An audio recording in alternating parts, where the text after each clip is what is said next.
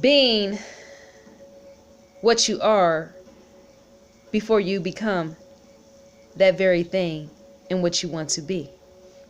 Said this in the last video. Living from the inside out and not from the reversal. Not living from the outside in. See, even that serves nothing. If I allow the outside to dictate who I am, that's just failure waiting to happen. See, there's many people in life that want to be various things, and yet they will never become those various things because, see, they're not practicing those things right now, as in today. They're letting even that bypass their eyes for something else. And that something else is sitting and standing and watching other people who is not giving them anything of substance. To sit around watching other people is to listen to them where they have something important to say. And not just being involved in drama, picking fights with other people. That serves absolutely nothing. That's putting your life in reverse. That's going backwards in life and not moving forward. So, if I want to become something, I have to be that very thing in which I want to become. People don't think this sort of thing exists, and yet I do. I do. If you want to own a business, you have to become a business owner. Even while you're sitting there, as you're sitting there waiting to become the 9-to-5 that you think that you deserve to be, right? I mean, what did I say? No, sorry about that. Scratch that. I said if you want to become a 9-to-5, while you're working a 9-to-5 and you want to become a full-blown business owner, such as an entrepreneur or even a freelancer, you have to become that while you're working that 9-to-5 in your mind. Starts at the mind. Everything starts right here. You don't go rent out an office and have office space and all this studio equipment or whatever else and say, you know what? I've arrived and made it. And then you come and find out that now you're a complete failure because, see, to rent out office space knows that that office space cannot run itself. To rent out, take out loans to get all this studio equipment, trust and believe me, I know for a fact this has in fact happened with other people outside of myself. They took out these huge loans and got fancy studio equipment they don't even know and understand how to own and operate that thing. Why would you go anywhere and buy all this studio equipment and not know how to actually run the very thing in which you put yourself back 20 years in debt?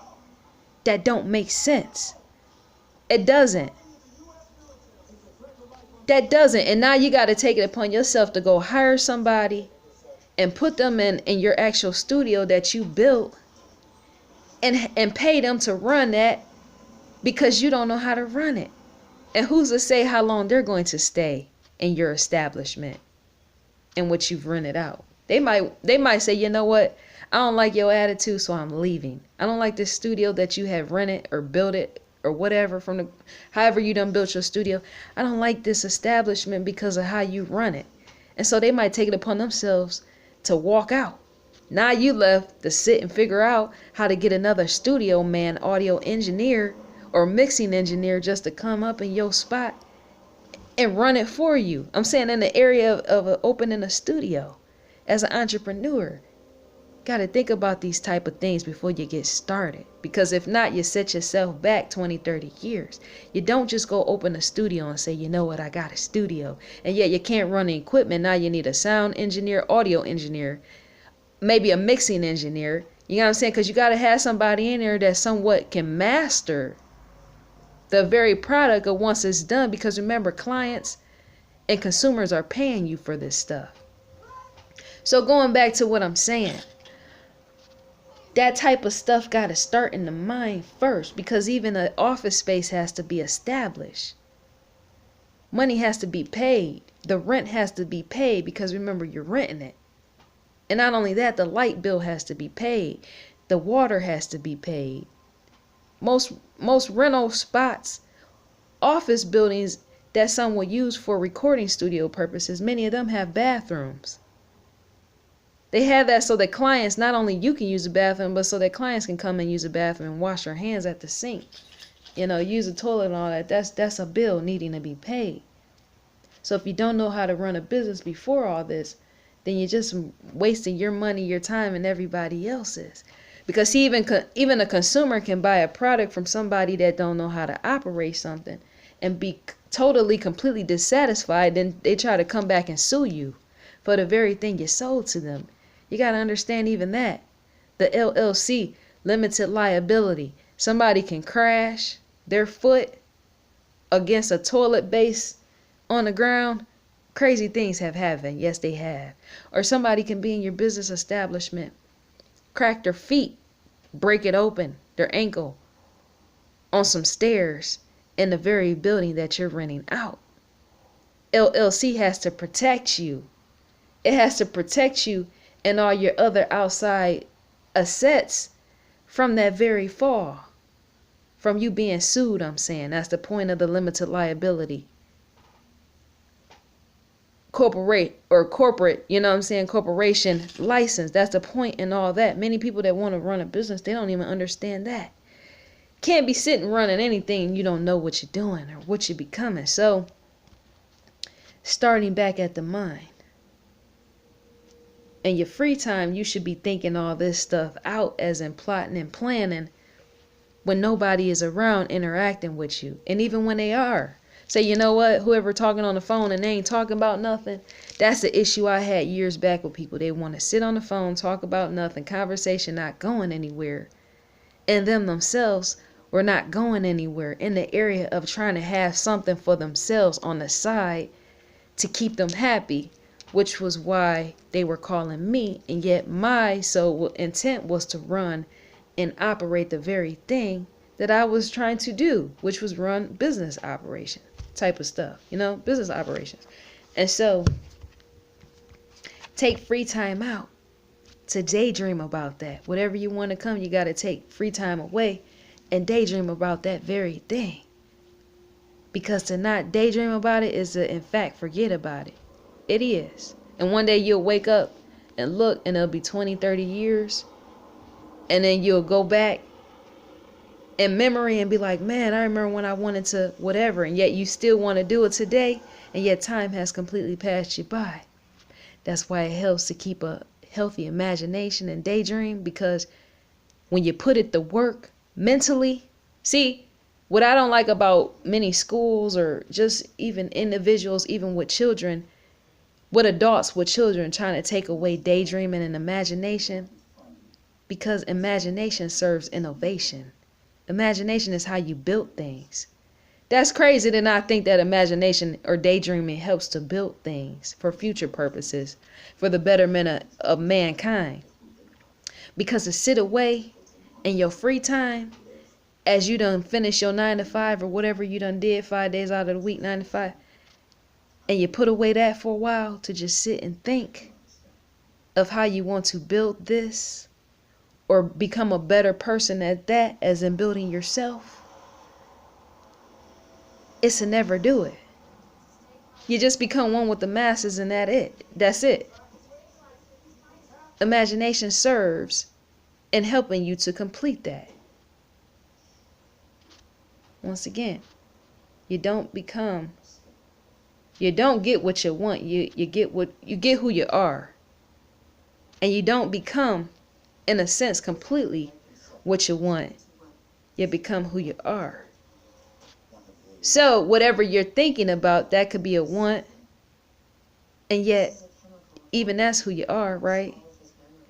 I'm saying it becomes who you are and one and the same. See, all this is a circle in the first place. If I want something, it's to know that is a part of me. The thought and wanting that very thing. That thought is connected to me because all this is connected inwardly, right? So it represents what I am and what I stand for to want that thing. Because remember, thoughts are not on the outside of you, they're on the inside. They direct and drive your life every single day, as well as help to make choices. So you don't really get what you want, you get who you are. If that makes sense, it does. because you're one with your thoughts. So moving on. So to want anything is to see it first and put it to action first within your mind. Right here. Put it to action in your mind first. You don't go all out here looking and chasing for things.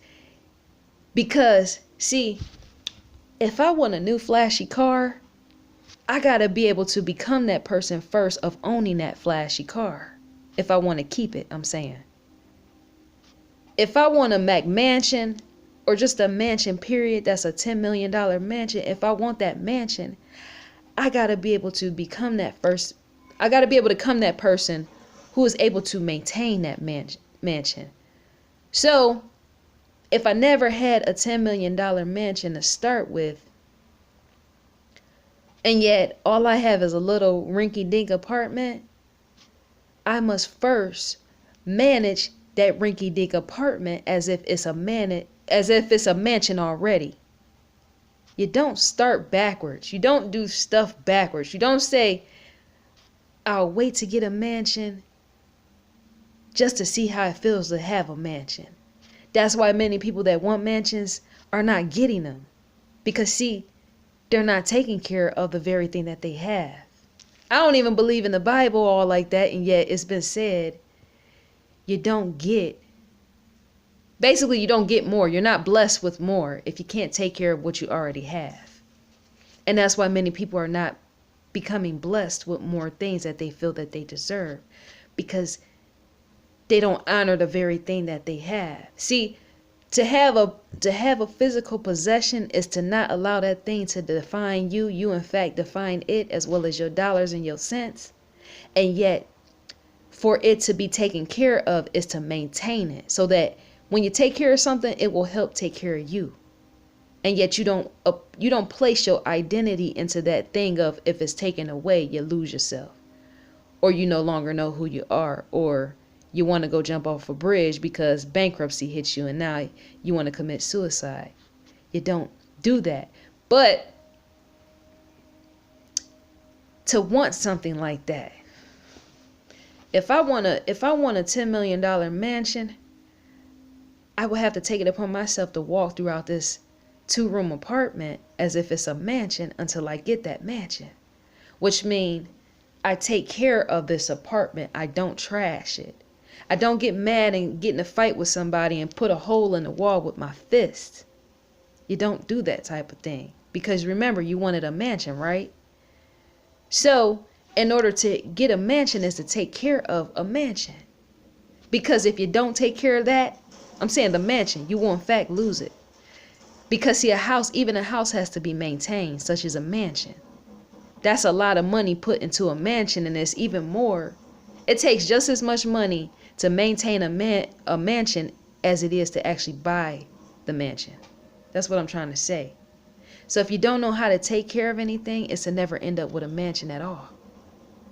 Because a mansion, if it's not maintained, that's going to set you back 100 years once you finally take it upon yourself to actually get up and maintain that very thing. Trust me when I say this.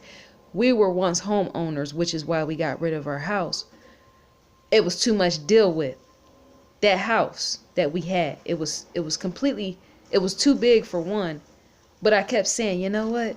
This has to be the type of thing that people that own mansions deal with. This breaking down and that breaking down. Not every month, but every so many whatever. Maybe every year something breaks down. A few things break down. If you don't fix those things, you're helping that mansion to rot away. You're helping to, in fact, trash it, which shows you that you show no appreciation for that. See, when we had our house, we kept everything maintained. That's where the tired part came in of dealing with the house. It became a big headache. It became a fuss every single year. The grass had to be cut and maintained. Lawn service people had to come and spray. Then you had some issue with the roof, because the roof, we needed a whole brand new roof, so something caved in. You know what I'm saying? It was basic, and yet, if we didn't do that, if you don't repair a roof, you're allowing water to sink in, which leads to wood rot, which leads to the whole house caving in at the top of the roof, which shows that you didn't serve or even appreciate the house from the get-go to allow something like that to happen. So if you have a house like that and you maintain it, and one day you want that $10 million mansion, you do the upkeep on something until it's time for you to have that bigger, brighter vision of what you want, which is that mansion. That's all I'm trying to say. See, those who always win at life, as in get bigger, better things, are those who they're not completely attached to those things. They don't allow those things to define them. Many of the people that own big $10 million houses, many of them use that sometimes more so than just to brag about that they got a house. A lot of times they don't let it define them. Get what I'm saying? That's why sometimes you have the rich and the poor, where a very poor person might get a mansion like that and completely trash it because they never had it. They're not going to take it upon themselves to run their family business outside of that mansion that they're in. They'll let their children write. I mean, they'll just let their children do all type of things. You know, they'll let their children, their 5-6-year-old child, take a stroller and throw it through a window, and then leave the window like that for 2 years, and the window has not. I mean, I've seen, because I come from the hoods of hoods, so I know what I'm talking about, living amongst the poverty and the filth and the mindset of what I've seen. To live in that type of environment is to see a trashy mindset. It is, because for you to allow somebody in your house to have a child, and that child piss and poop in a diaper, in a child's diaper, and then you just throw it outside on the front lawn. I've seen this type of stuff. Condoms strewn along people's front yards, poopy diapers everywhere, women's hair weave flying down the street. Why is a woman's weave piece flying down the middle of the street as the wind blows? That shows you a trashy mindset. Now, me coming from the hood, somebody might get pissed. Like, well, why would you say that? That's looking down and degrading your own kind. No, it's not. It's speaking up in the area where there's an issue, and why many of those people don't have betterment in life. Starts at your mind. Because see, just because you live in an environment like, say, the projects, or you live in rundown houses, right, in which you can't afford really to maintain. See, many people, they do have homes that they own that they can't maintain. That's a different story, because you don't have the funds really to either move out or even move away from that environment, and yet you can maintain the outside of your house by not leaving condoms on the ground. There was an issue that this guy and this girl was having sex, and when they would get done, they would just throw their condoms out on the front yard. That's totally disgusting. It's filth. Because that's filth, because see, a dog could get a hold of that condom that has human fluids or sperm in it. A dog could get a hold of that and choke to death.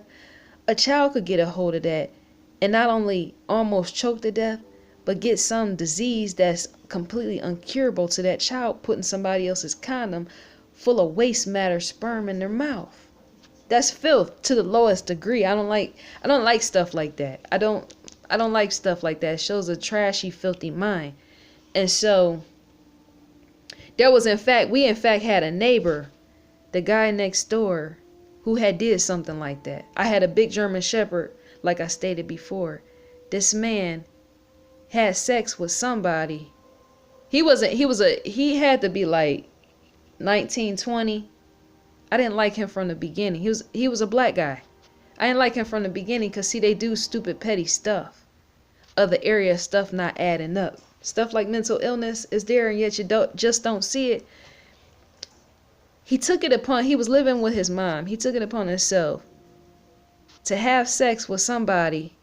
I don't know if it was in the house or in the car, ejaculated in a condom and threw it across in our yard. And my mom was pissed off for days on end that somebody would do something so trashy like that at the lowest level. Ejaculate in a condom and throw it over our fence for the dog to eat on, to chew on. Who does that? That's sick mentality. I don't like stuff like that. I don't. That type of stuff. See, if you're going to do something like that, because you got people like a Jake Paul that does stuff like that, or people that do prank stuff like that, you do something like that that somebody is in on. You just don't throw a condom over somebody's fence and leave it there to rot away for somebody or a child to chew on or a dog to chew on. You don't do stuff like that. Is like a prank that if you're going to do that and it's in the area of fun or having fun and you're filming it on camera or something crazy like that, you do it where everybody is involved. Not where somebody wake up, take it upon themselves to climb down the stairs, come out the back door and see a fleshly sperm piece laying there in a condom that's leaking. Type of thing you got to put gloves on and pick it up to put it in a garbage bag. You can't touch stuff like that. You don't never know who got what type of virus. That's gross. And so people like that will never have anything in life. That guy, matter of fact, he ended up going to jail serving life, I think, because he killed somebody. Yes, he did. He was my neighbor. Lived right next door to us. Used to do all type of petty, stupid stuff which would get on my nerves. I didn't like him and he knew I didn't like him. He took it upon himself to go and murder somebody in a robbery, killed them, and now he's serving somewhat life in prison for that. His mom moved out. I think she was embarrassed by it because she didn't talk to me or anything too much after that happened. She was embarrassed by that. That brought shame upon the family that her son would take it upon himself. Because see, his mom was a very highly church-going woman. You can hear church music blasting out the back windows of her car, even out the front windows, as well as out her house. You can hear her literally singing praise songs. And yet her son just went out and killed somebody. That brought shame on her. And I know, and I sensed and I felt it, because sometimes when I would talk to her as she was moving all her stuff in the U-Haul truck and into her van, it was like she was too scared to say anything. So I think on top of that, another reason why she moved probably too, she probably thought retaliation was coming for her. Because see, when your child does something like that, a crime to go rob somebody and kill them, blow them away, it's to know that very thing is coming back to you and your family, or to you and your other kids. So the best way to escape that is to form a new address by moving out that house, because people knew where they lived. But moving on, people that live in poverty and filth like that, many of them, they never escape it because they can't, and yet many of them want what the rich and famous have, and oftentimes they hate the rich and famous because they will never have what the rich and famous have, because they don't change their mindset. You can go anywhere and live in poverty and filth. You can't tell me that you can't and actually still make it out despite you still living there. There's people, let me tell you, not in the area of owning a business, but there's areas, in fact, which are somewhat semi going through gentrification, and yet it's not completely there. Some of these areas of living full of trash and filth is tore from the floor up, and I'm saying more so in New York, and yet you got business people living there. It's a whole bunch of black folks, and many black folks is running it, and Arabs is running it, and yet you got white business professionals living in those areas because they're cheap. To live in New York a lot of times is a no. Sometimes you can't. You wake up and you can't afford the rent on some days.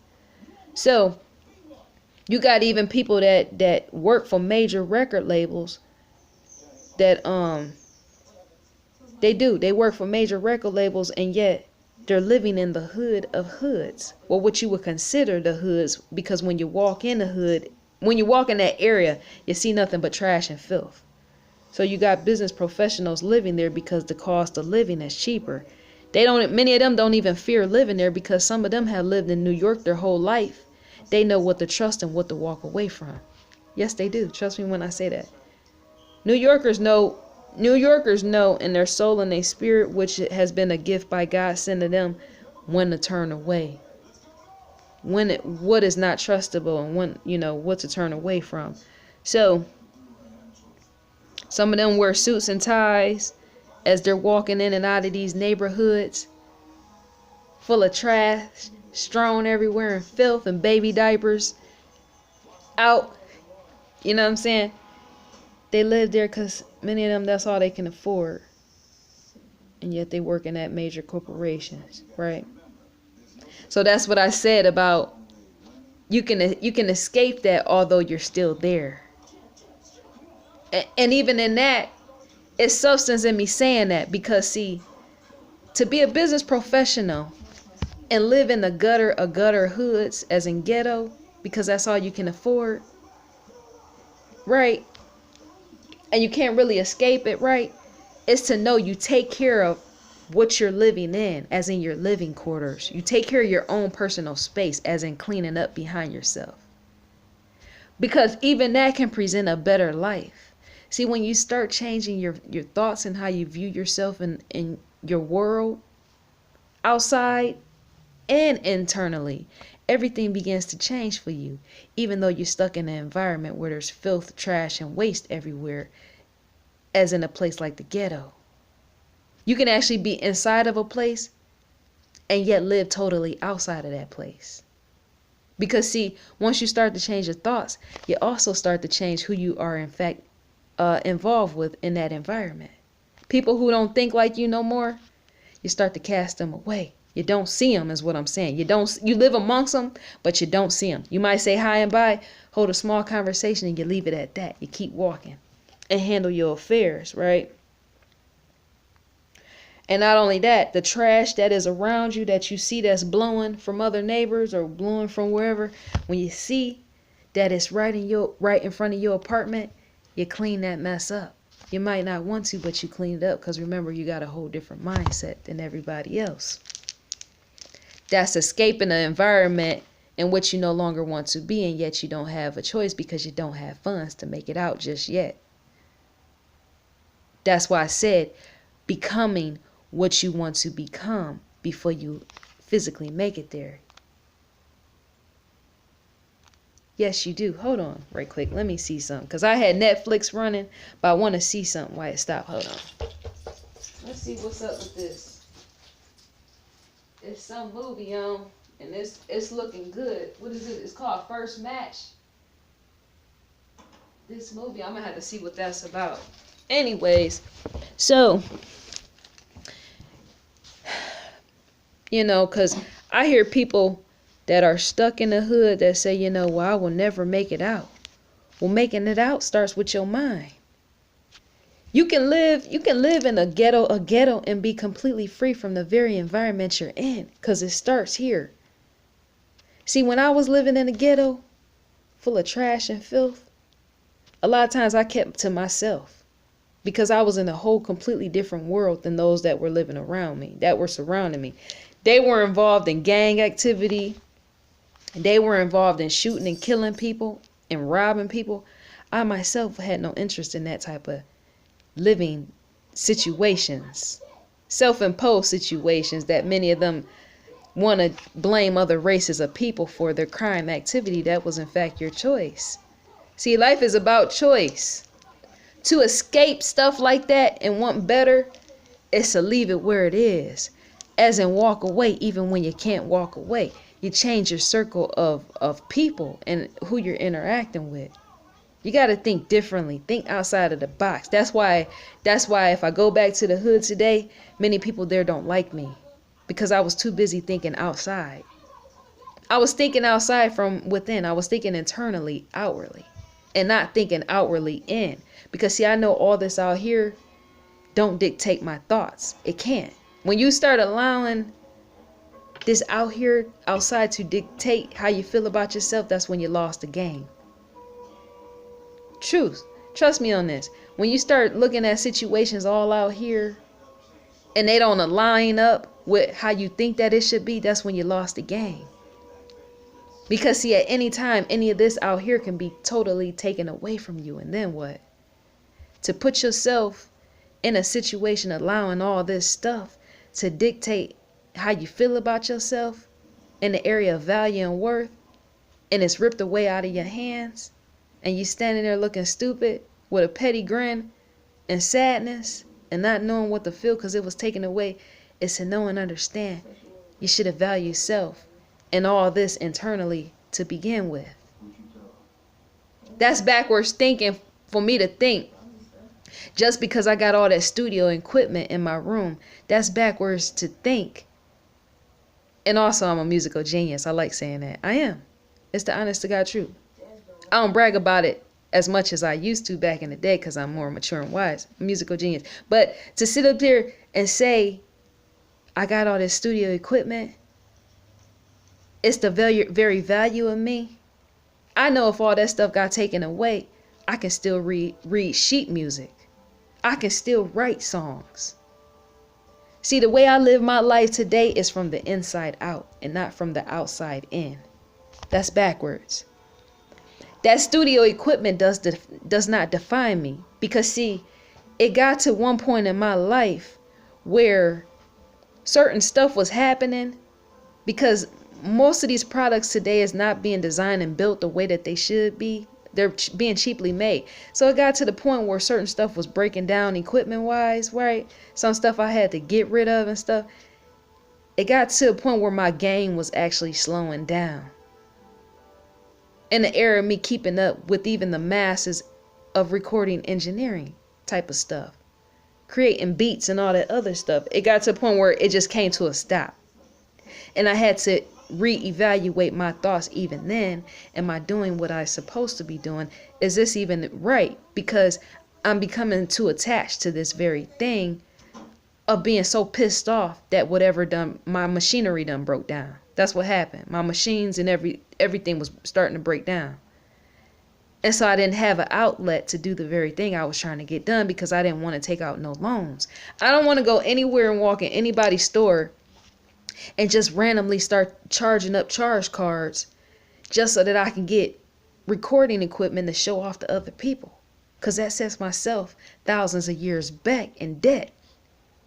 Because remember, to think long term is to know and understand this. You swipe your card today, but that very thing, I'm talking about even recording equipment. You can go buy a $20,000 whatever at Guitar Center or Sweetwater or wherever and buy that thing or go buy a camera, $25,000 camera, right? And the camera break down 5-6 years from now.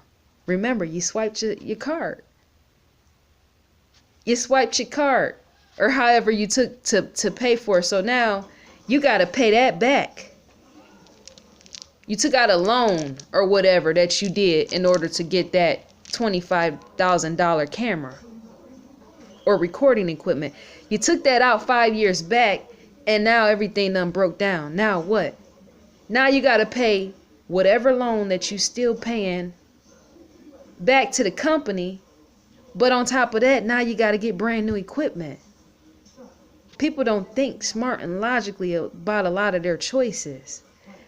The older I get, the more I use logic and reasoning.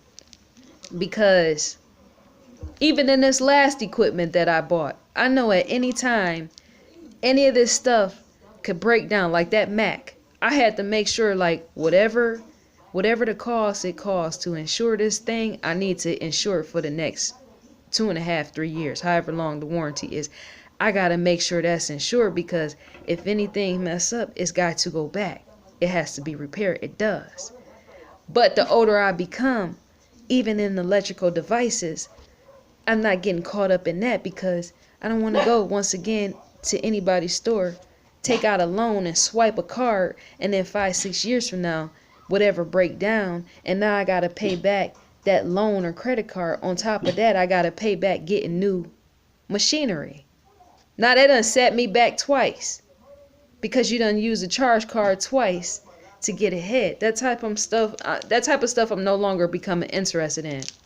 That's why I start to change my mind over time to become a minimalist. To appreciate the small things I have, to buy small things that's more cheap, right? Because things are being cheaply made anyway. That's why you got all these glitches and all this other stuff in these cell phones. I don't get into none of that no more. So to get stuff to keep buying stuff and wasting all these dollars on this expensive name brand stuff, and yet it break down 2 years from now, if it even make it till then, it's to know that was a waste of money from the very beginning because it was cheaply made. These products is being made as if they're not brand name stuff, coming from places like China and stuff. And I said that before, so I can't waste money on that type of stuff. What I have to do is buy stuff small and make it appear real big. That's what I got to do from here on out, and that's what I'm going to do. I ain't trying to chase with the Joneses. That them days is completely over with. Because when I sat here one day thinking, man, I took out a loan to get some machinery, recording machinery, took out a loan, I got to thinking, what if 5-6 years from now, that machinery slowly starts to die out, as in deteriorate? I'm going to have to take it upon myself to replace those items. So now not only am I paying back that loan or credit card or whatever, now I'm paying back even more because now I got to go to the store and replace what I already had. So that just put 2 strikes against me. Can't keep doing that. I'm done with that. I'll be 40 years old. I'm done with all that. I'm completely done. Done. When I say done, it's done. But for the people that are caught up in that lifestyle, that feel like they want more, I present a video for you, which is what this video is if you want to obtain something, you become that very thing, as in the owner, as in it being in your possession even before you get there. So you want a Porsche sports car, a Porsche. There's various ways to say Porsche, however you want it to call it. You want a Porsche or Porsche sports vehicle, right? You never had one, and yet it's your all-time dream to obtain one. If you got a Ford Explorer, whatever you're driving right now, or even if it's a Pinto, you know what I'm saying? Or even a motorcycle. I've known people in my life that their only vehicle as a means of transportation is getting around on a motorcycle and nothing else. Whatever vehicle is in your current possession, you are to take care of that thing. And in your free time, think about you already owning that Porsche. So that current car, you treat it as if it's a Porsche. And one day that Porsche will make its way to you. It has to.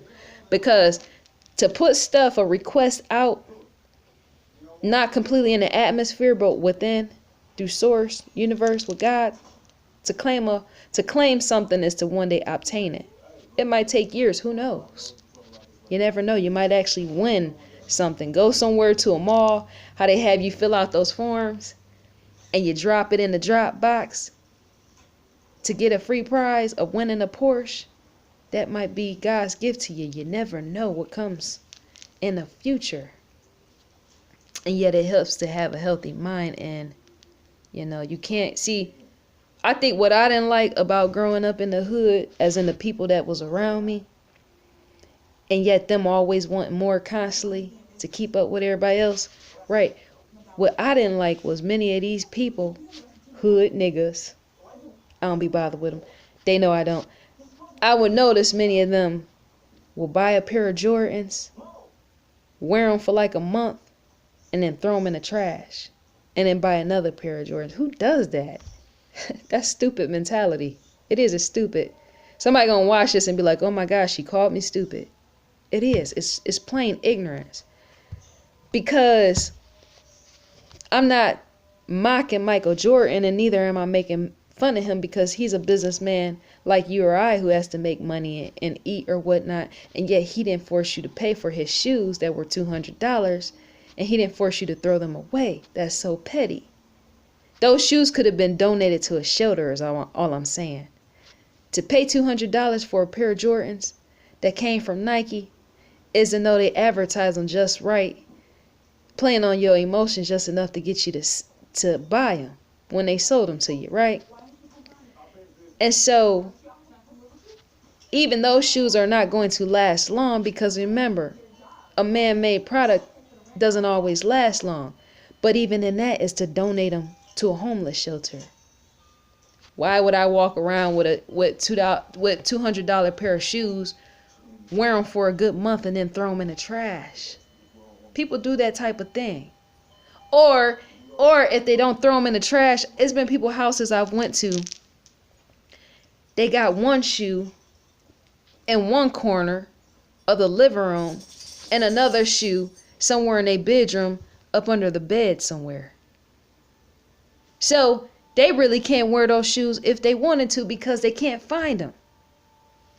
They allowed their child or even their own self. See, people that a lot of times have these things, they don't know how to maintain them, which is why they never get anything.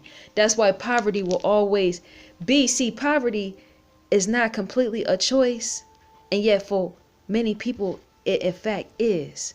For those that don't take care of what they have. To not take care of what they had, to not take care of what you have is to continue to live in poverty and filth. Because even to live in a poverty-laden environment and yet own a pair of Jordans means that you must not be too stricken by poverty. You're able to afford a $200 pair of shoes, which is in fact luxury items. And yet to leave one in the corner of the living room and one buried up under your bed where you don't know where it's at, is to know you can't wear the shoes. Because the house is completely tore from the floor up, so you can't find anything anyway. Some of these men and women can't even find their own underwear because their house is a complete trash mess. And yet they want new and better things. And yet it's not happening for them because they're spending stuff beyond their means. They're working completely way out of house and home of overdrafting their account and buying meaningless things from the very beginning, right? Such as some $200 pair of shoes that they're not taking care of, as in cleaning them off and putting them away in a box or putting them somewhere where they can actually be found.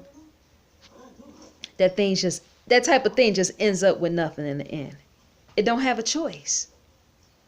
It does not have a choice. See, if a man or woman can't take care of a pair of Jordans, which was $200, right?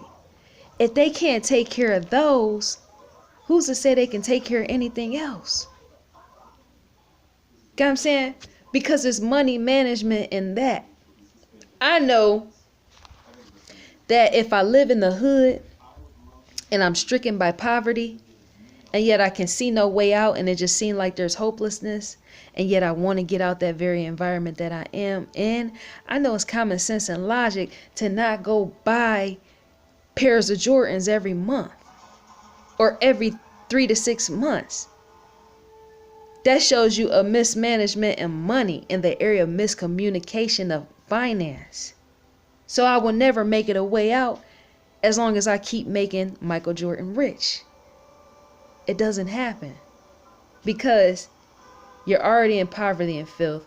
You don't see a way out.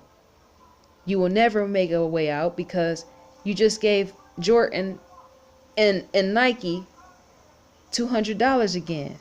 And not only this month, here standing in April, but you're going to give it to him once again in August. So you will never completely escape that very thing what you're trying to leave, because you're constantly setting yourself back. You're setting yourself in the hole constantly back. And yet you hate the Joneses. I mean, yeah, you hate the rich, and you hate the rich man or whoever he is. He would be considered beyond the Joneses. If you ask me, he's way considered beyond the Joneses. So you hate him because he's way at the top making things happen, and yet he's using his funds for business organization purposes. Many of these business owners are not getting on a flight just to go over there to say that they got on the airplane. See, rappers do foolish, stupid stuff like that. Try to get on a plane, rent out a plane just so that they can take a picture and say, look, I was on a plane. That's stupid. Stupid mentality. You might feel that it's selling you, but in the end, it's going to come back and bite you in the butt because bills have to be paid. To set yourself back is to know and understand where and how. A true proper businessman like a Warren Buffett, I love that dude. Warren Buffett, Omaha, Nebraska. Shout out to Omaha, Nebraska. That man still owns his house from years back, the 70s or the 80s. He owned his house. That house right now has a value of how they do come in and do the appraisal. That house when he bought it, I think it was like 33,000. It was a very cheap house, and yet the man still lives in the same house today. His mindset is beyond the masses, because once again, for him to get on a private plane and to show off that he's on a private plane is to understand he's going to do business in the area of capital, as in not shifting and placing all his money in assets that is not going to bring value on the return. See, a Warren Buffett is never going to just get on anybody's plane and say, oh, look at me. Social media, look at me on my private jet. And not know that he's going to, in fact, write that off. Yes, he is. He's going to write that off on his taxes so he can get that back. See, business people think wisely. To get on a private jet is to write that off, to get that money back later on. Yes, it is. And yet many rappers, they don't think like that. They just get on a showboat, or I'm just showboating and showboating. And yet nothing has been written off to get it back.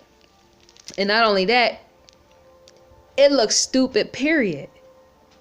That type of stuff coming from the hood and yet showing that you're on somebody's private jet, it looks stupid, period. Because you're not doing anything. You just there to say I'm on a private jet. You got what I'm saying? You're not saying, well, I'm going to be using this for business affairs. You know, the business. Usually when I see white guys on these private jets, depending on who they are and they're running a business and entrepreneurship, whatever, they might be showing off the jet, but they going into detail about the business of what they're doing. So business goes with it. It's just not an empty substance material of just sitting showing off a jet. That's so stupid. Emptiness I cannot be a part of. That's a no-show. That's a no. Yeah, matter of fact, empty materials, that's a no-show. Don't call me and don't show me. I don't want to know nothing about it if business is not with it. Business must always be with that very thing you are showing off.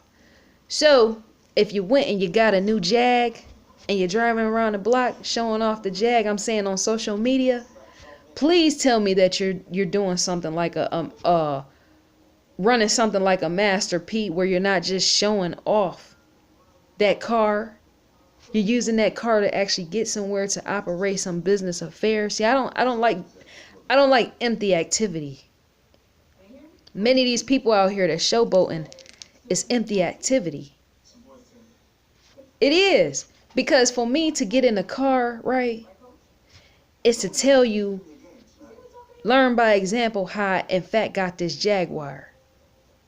It's to show you and to tell you so that you can possibly emulate how I got it.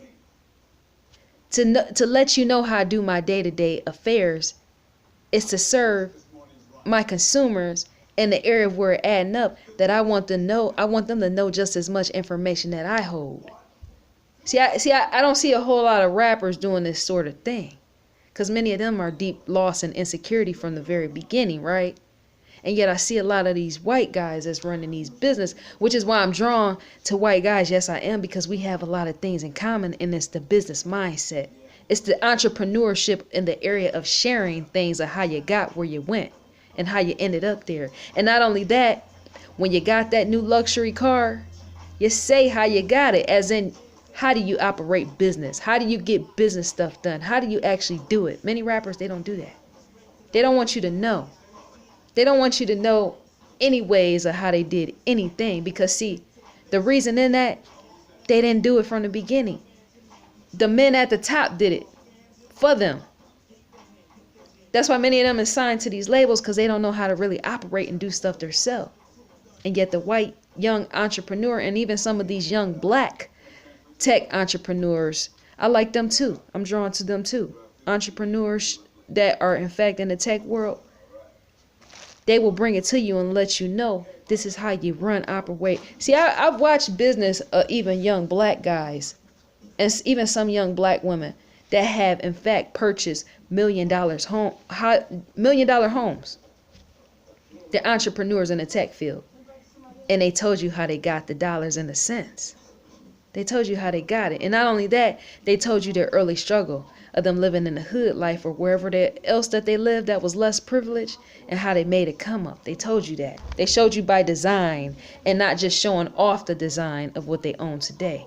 See, I can respect stories like that. I can't respect stories that don't show you how it's done.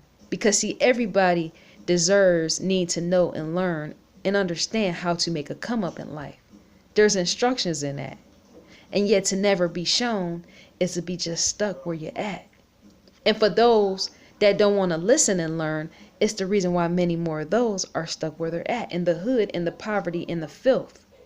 Many of them is not, see, many of them is, you got many of them that's black that's stuck there. Some not because they want to be stuck there. They can't afford to get out. That's why I said they got to change their mind and how they're perceiving the whole environment. But then you got many more that don't want to get out. They love and cherish living in the hood. How could you want and cherish living in an environment full of filth, dying, and destruction? That is no love in that. And it has never been no love for me there from the beginning. Even when I was in childhood, living in the project ghettos, in one of the worst ghettos you could ever live. The projects, yes. Whereas pissy mattresses over by the dump.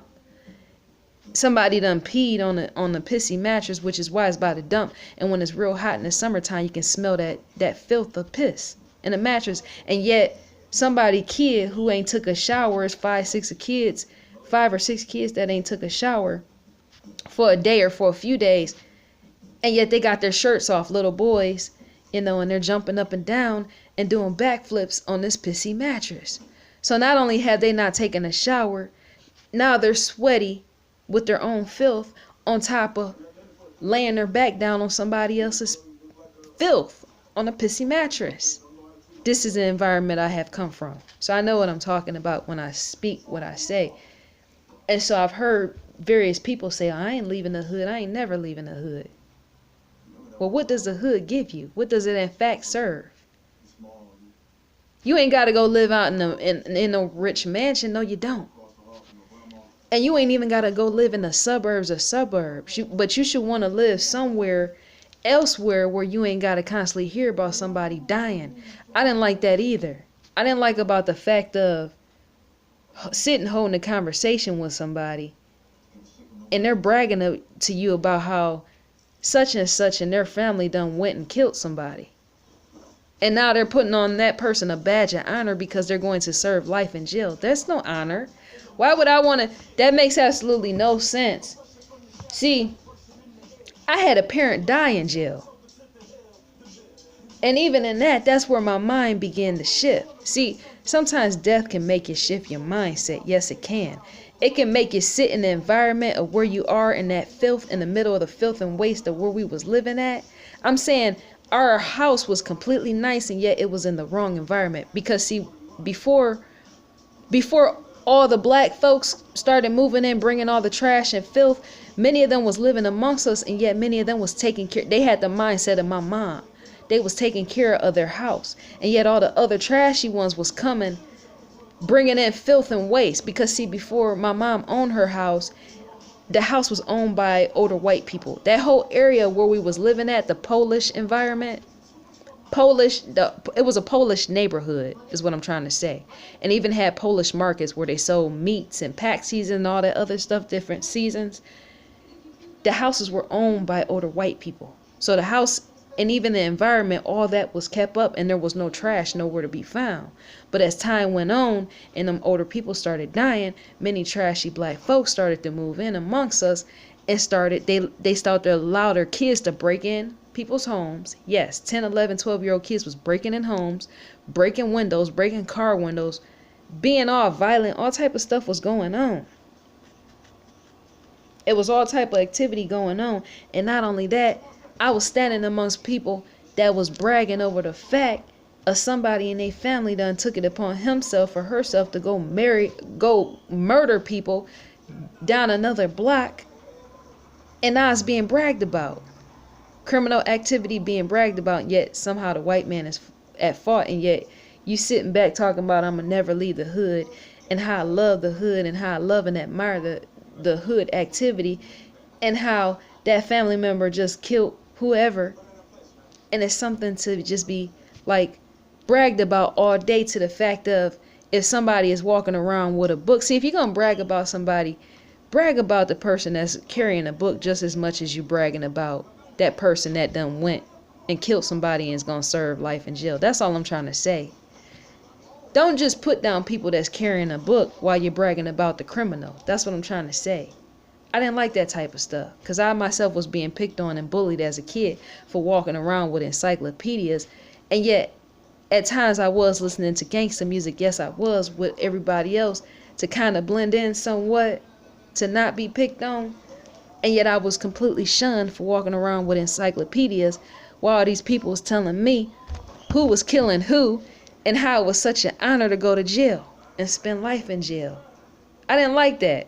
And over time, once my dad died in jail, my eyes completely started to open up even more to get outside of this environment. This environment is not where it's at, because that sort of environment full of filth, waste, and criminality is to either die in it, or go to jail, or even die in jail. It serves no other purpose. Because to be surrounded by a lot of individuals in that environment, not all of them think that way. Because remember, I said many of them cannot escape that. You got people that had to change their mindset because they were stuck in the hood, and many of them still are. They had to start evolving on a more higher conscious level. Even them no longer speaking to certain people around them because they didn't like the negativity and what they were given and being served. And so that environment, it got to a point where it just no longer served. Because see, to live in an environment full of filth and waste and low vibrating beings, outside of those who are conscious beings that's forced to live there, that took it upon themselves to actually do the work to become more higher in consciousness, to live amongst more lower vibrating beings, is to know that you're going to be dragged down with them. So if they're doing criminal activity and yet you don't really believe in that activity, and they're doing drugs and they're all involved in all type of wasteful activity and yet you don't like that type of stuff, it's to know sooner or later they're going to force it upon you. And if they don't get a chance of forcing it upon you, what they're going to do is drop it on you. They'll drop some weed or some crack in your car or in your house, where the police will show up, and it will be completely pinned upon you. I myself have never had that happen, and yet I know people personally in the family that sort of thing has happened to them. They was hanging in the hood because they lived in the hood with other hood wanderers in that environment, and yet people was pinning their drugs on them. Because the reason why the people was pinning the drugs on them, because that person that pinned the drug on that innocent person, they knew the innocent person was innocent to begin with. But not only that, that person that had the drugs was jealous of that other person. That's how it happens. That's why I can no longer be living and seen in anybody's hood ever in my life again. God or the universe will always make it a way for me to get out if I ever get back in any type of situation. Say if my life, the bottom was to drop up out of me, as in the bottom, you know how life comes to a standstill, and sometimes life you endure a hardship as in fall. God or the universe will never no longer allow me to be in the middle of living in a hood establishment, as in the ghetto like that, because there's many people that's jealous of me right now, and I had to take it upon myself to walk away from them because I didn't like their mindset.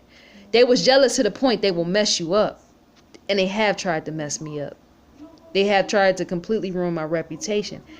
God or the universe don't want me to have no part of that. That's low being driven activity, for you to be stuck in a situation and want to pull everybody down around you. Crabs in the barrel mentality. People like that, what they'll do, once again, they'll come in your house. They'll go somewhere, buy some cocaine or something, right? Or crack. Put it like that. Seeming many people in the hood that, be crackheads or into that type of selling activity of selling crack. They'll go buy some crack for somebody, right? They're jealous of you. They'll go buy some crack from somebody, from the drug man. Come over to your house, knock on the door, say, can they use a bathroom? Plant that somewhere in your house, and then call the police on you and say that it is there somewhere in your house. And then the police will come and do a drug bust on you, and there you go. You're left planted with something by a jealous, angry, bitter such and such that hated your guts for the simple fact they hated seeing you make a come up in life. That type of thing, it happens. I'm sure it's an everyday affair. I don't want to know about it, and I choose not to know about it. That's why I left. And yet, I can't look down on the hood because that's where I come from. You never forget where you come from.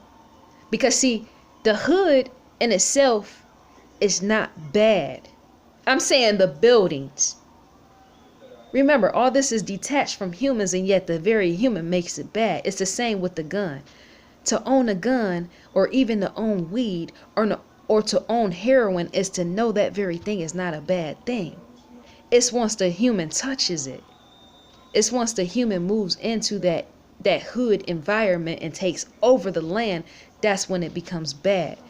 The ghetto itself is not a bad environment because see, the ghetto itself was never really, it was built for the poor, but in a sense, it wasn't told for you to trash it. Because I'm sure somewhere, probably in China and Asia somewhere, there is a ghetto full of poor, poverty-stricken, and even homeless people who don't have things, and yet they keep it up because that's all they got. See, what I notice, and even Africa, some of them can be trashy, as in trash in their own environment. But what I notice is sometimes people outside of America, all over the globe, that live in ghettos, sometimes they're forced to live there, right? And some of them might have a trashy mindset, but they know that that's all they got. Certain people that's living in them environments, so what they do is they take it upon themselves to keep it up. Because they know if we don't keep this up, it's going to go down. And it's going to represent us already. We're already poor, so we represent poverty from the beginning. So to not feel shameful is to keep something up. And that's what many in the hood, that's where their mindset fell. I know it goes back and points to slavery. I know and understand that. But at the same time, it can't go all the way back to slavery completely. Because remember, after slavery, right? And even in slavery, during a time period, you was still a slave, being a butler of some white man's and some white woman establishment. There was a maid and a butler. And they were being taught, some of them, how to shine shoes and how to properly comb hair and properly how to wash dishes. So you cannot tell me that a lot of this ghetto activity comes from slavery completely. Because some of the very slaves were being taught to endure slavery in the area of cleaning. I break it down for you. See, people, the reason why I don't get along with many of these people that stuck in a slave mindset because they want to be enslaved is because I bypass them with pure information. How can you tell me that, how can you use an excuse of you don't know how to do anything, you don't know how to clean anything, you don't know how to pick up your own shoes, you don't know how to work, you don't know how to do much of anything because the white man has kept you down for so long, right? You tell me all this stuff and you want to make excuses about it, and yet slavery in fact existed back then in the area where slaves were forced to work. Many of the slaves and many of the people, the future generations that came out of slavery, they was dressed from the T's. They was dressed from the head to the toes. They polished their shoes. They wore suits. They wore all type of things that kept them good and going. Enough to get a good job, enough to and many more of them enough to operate their own business, even back then. I'm saying during the times on the come up of the rise of the Martin Luther King era and movement. See, I don't want to be hearing any type of excuse for anything. Because to know that slaves was maids and butlers was to know they were in fact dishwashers in the area of cleaning their home environment. And yet I'm always hearing and have heard in the past how blacks a lot of times want to tell me the reason why they don't look nice or can't keep nothing nice is because of the white man. And yet your past generation was in fact maids and butlers who was polishing stuff in the area of spick and span. Them themselves was guided in that. Because see, to be a slave is to be guided in that area of keeping things polished, clean, and swept, and put away and neatly kept and clean, and your clothes pressed. Or even if you don't want to press them, even fold it up and put it off to the side somewhere. So don't blame other people for which your eyes completely has bypassed. That makes no sense. I know maids and butlers was cleaning from the head to the toe, because if you didn't, you got beat half to death. So where did all this future filth come from? That's what my question is. To be passed down the genes of slavery, to be passed down the genes of slavery, as so many want to claim, so many blacks a lot of times want to claim that they're still enslaved, is to know that the genes of filth could have not been completely passed down through the genes. Because if ancestors, and many of them were maids and butlers, and picking cotton and putting shoes and other people's clothes away properly, is to know that that itself very thing will be passed down. And yet people don't want to own up on their own laziness, which is why many of them won't never have betterment or that they feel that they deserve. How could a maid and butler be so clean and endure slavery, is all I'm trying to say. How could they be so clean and immaculate, as in serving other people, right? And then going home and doing many of these maids and these butlers that were slaves, many of them lived with the slave owner, right? And you had many and more of them that lived on the outside of the slave house. Yes, they did. Yes, they did. And yet they were helping to kind of own that establishment. They weren't helping to own it illegally. They were owning it with their hands and their feet, as in cleaning up. Yes, the slave and the slave master. The area of cleaning and cleaning products and making sure things shine enough so that you can see them. So where has the mentality of the black man and woman evolved? Not all of them. The mass majority of where had a mentality evolved into of not keeping things clean in the hood? That's a mindset. That's a mindset. That's not change. See, that's not change at all given by anybody else. That's a change to yourself. Because see, for me to live in the house of a slave master, or for me to even live down the street from the slave master, being his butler and serving in his kitchen or his maid, is to know I carry out those very same practices within my own home. As in, I take those practices of what I've been taught to do and keep things properly clean. I take that in my own home and I use that in my own home. You don't have a choice, because see, to practice something like that, or be whipped half to death, or whatever, to be a maid and butler, they say it takes 30 days to form a habit. So if I repeat an action over and over for 30 days, that's going to in fact become my natural mindset. It has to, because remember, I'm doing it over and over. It's like being on an assembly line. You get there and you do a job, and after like 30 days, you know how to do it. Yes, you do. So it's the same with the maid and butler living out of the slave master's house. If I'm serving him for over 30 days of keeping things so clean that I don't get beat upside the head, right? It's to know and understand I just formed a habit of cleaning things and bleaching them down, or whatever chemical they was using back then to clean, baking soda, whatever. They probably use more natural substance, who knows. For me to be a slave cleaning for this slave owner and his wife, and taking care of their kids, and me possibly breastfeeding the kids and keeping things clean, being a wet nurse, is to understand I just formed a habit in the area of cleaning. I did. It completely changed my mindset to be a cleaning person, is all I'm saying. And so when I go home at night to serve my children, or even if I live on the premises with the slave owners, to know I'm playing out those very practices of still cleaning today, as in being passed down through generation.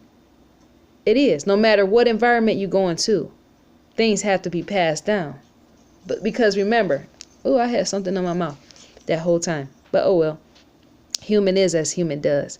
So to practice a thing, it's to pass it down to future generations. I mean, we hear so many tales about how slavery done went on. That was passed down, right? Certain type of meals was passed down, as in how you cook meal, like sausages. Even soul food was passed down. So why wouldn't cleaning be passed down? It in fact was passed down, but yet many blacks choose to be lazy. In the area of being in the hood. I'm not speaking on the outside of the hood. I'm speaking in the hood of where I actually come from. The hood of where I come from. Many blacks are in fact lazy, and yet they don't want to own up to it. See, my granny was one of the most cleanest people in the hood, and I spoke on that before. We never had roaches. We never had really too much of any of that type of stuff. Unless, say, a neighbor next door had it, right? Living in the projects is to understand. If you don't keep clean, that's to draw all type of little critters to you. So my granny, like I said before, she was really clean. And yet that type of thing was passed down to her. Because remember, her parents served somebody. And their parents served somebody. And it all adds up. To be lazy is a choice. And the choosing. And also not blaming other people outside of yourself for something that you chose not to do. Why would you live in the ghetto and not want to keep that ghetto clean now that you're free as a slave?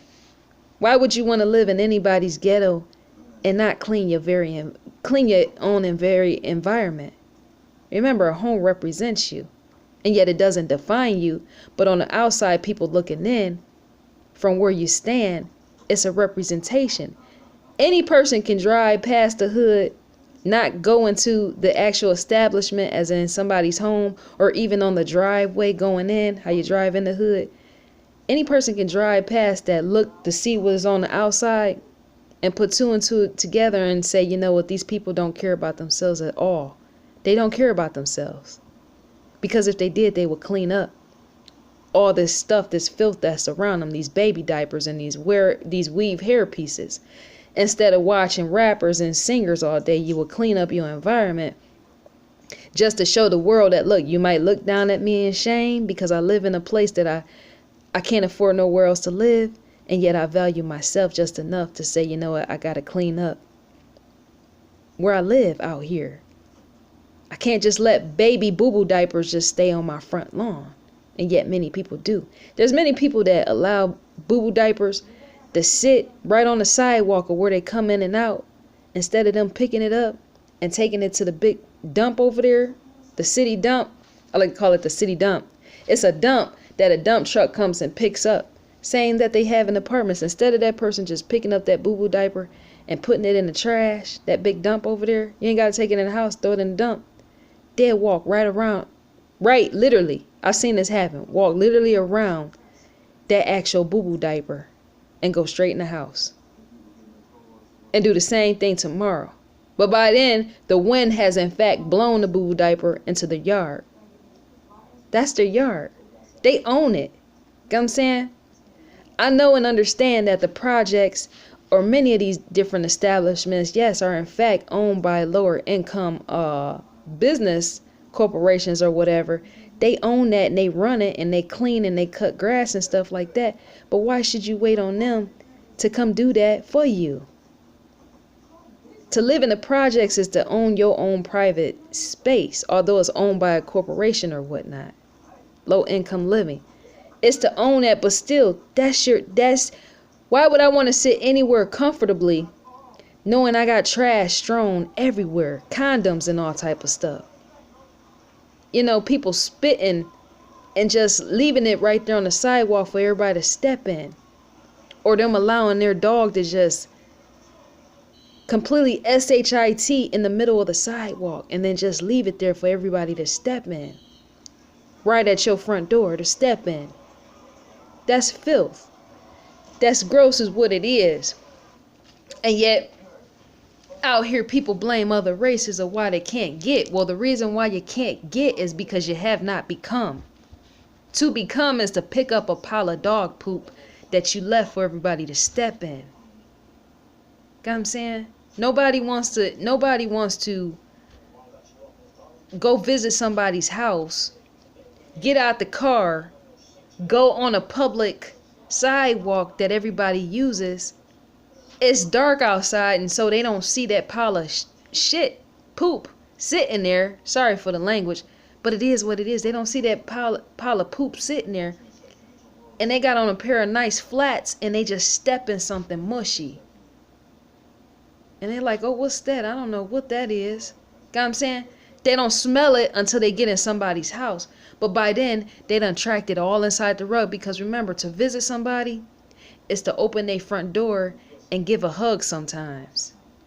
Yes, you visit somebody and you're giving them a hug or a kiss on the cheek. So a lot of times you're not paying attention. Sometimes you step on that other person's foot.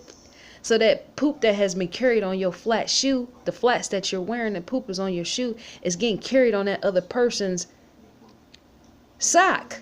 Because a lot of times people that walk through their own house don't wear house shoes. They just are in their socks. Because they keep their house maybe clean enough or maybe not, who knows, to just walk around in socks. So you're standing there giving them a hug. You got dog poop on the bottom of your shoe. You accidentally kick the bottom of the leg of their pants as well as their sock. And you still haven't really noticed that I got poop on the bottom of my shoe. But then the person that lived there that owned the place is like, ooh, what's that smell? They're looking at you because they're like, I know this person did not come to visit me, poop on themselves, and now they gonna sit on my furniture. That's all they thinking about because they just smell it. Got what I'm saying? They just smell it and they looking at you with disgrace like, dude, this person is going to sit on my love seat. They just feel distraught because first of all, they can't put two and two together. Like, I know this is not a grown man or woman, a grown woman, because a woman wear flat shoes. Some gay men too, but bypassing that. This grown woman is old enough to use the toilet, so why has she pooped on herself? They want you to go home by then. Yes, they do. But then come to find out, there's a light there enough to look down to see that you got poop all over your shoe. That's enough to madden anybody. It is. It's enough to madden anybody. It's enough to drive a person crazy because a lot of people don't like dogs. And not only that, the temptation of just stepping in some dog poop and carrying it in to a house, just having it on you is gross enough to make a person flip out and lose their mind. It is. To run through the house screaming because they got poop waste on their body, their shoe. So yeah, that sort of stuff does happen and has happened. I myself have actually dropped my cell phone in my dog's poop by accident. Yes, I did. One day I was talking on the phone to my mom. She had went off and traveled somewhere, and I was talking to her about Rocky, which was my German Shepherd. He was huge, so when he would poop, it would be like a bowl full of poop. That's how big his poop was. And so I was talking to her on the phone, and I had the headset up like this, but I went to move because we used to scoop his poop up in a bag, carry it out, and then take it to the actual garbage that sat at the end of the curb or whatnot. I went to pick up his poop. Somehow that phone got away from me, and it slipped right in his poop. I was like, oh my gosh, like I didn't really flip out. I didn't flip out because, see, I raised him. Me and my mom raised him. I was more like, to Rocky, he lived to almost be 16 years old. I was almost like his mom, I can say. And my mom was more like, no, I was more like his father, I can say. And my mom was more like his mom, because she would be like, no, I'm going to buy his food and I'm going to take him to the doctor, and don't treat him like that and don't do this. So I couldn't do nothing with him because basically she took over him. And that was his mom and I was the dad. And so us raising him from the age of 4 weeks old, being this big, he was big enough, about that big on my hand when I brought him home. So to raise a baby like that up until their adulthood is to not fear their poop. Because remember, you had to clean it up anyway when they were a baby. I was cleaning up his poop when he was little, when he would just... One time I had a blanket. I'm going to tell a story. I'm going to tell his story a later time. I had a blanket, wrapped him up in a baby blanket when he was still a baby. And he took it upon his time to go poop in a baby blanket. And so the friend that was with me, she don't like dogs. She flipped all the way out because the poop was falling out of the blanket. And I had to clean it up. It was falling out of the blanket. But he was so cute. I love him. I miss him so much. But to have a dog that long is to not fear his poop and not even the smell, even though it smelled bad. So when it fell in the phone, I said, Mom, hold on. I had to put everything down and pick the phone up like this and go to the bathroom and clean it off. And I was talking to Mom like, I can't believe I dropped the phone in Moo, because that was his nickname. His name was Rocky, but I call him Moo. I can't believe I dropped my phone in Moo's poop. And I was just talking to her like this until I got to the bathroom to clean it off. But yeah, that type of thing, walking in dog poop does happen. But when it's your own dog, it ain't that bad. It's not. It's like a baby's poop. It is, despite how foul. So yeah, to want something is to become. And I think that's all to be said about this video. In order to obtain something, you have to if you're materialistic.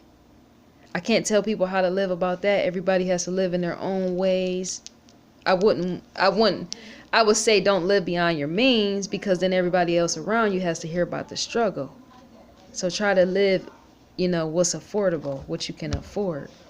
And yet to want extravagant things is some people's dream, and I can't tell them they need to stop that either. But to do that is to take on the mindset that you already own it, and it will find its way to you. It will.